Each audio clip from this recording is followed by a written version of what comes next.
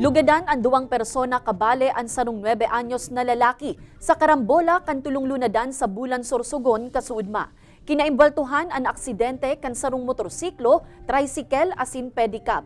Sigun sa kapitan kan barangay, nagpang-abot ang tulong lunadan sa pag-abot sa nasambitan ng lugar na nagresulta sa aksidente. Tulos man na nagresponde ang Bulan MDRRMO asin idinalagan sa ospital ang mga biktima. Nagpagirumdom ang mga otoridad sa mga motorista na pirming mag-ingat ang aning malikayan ang mga aksidente.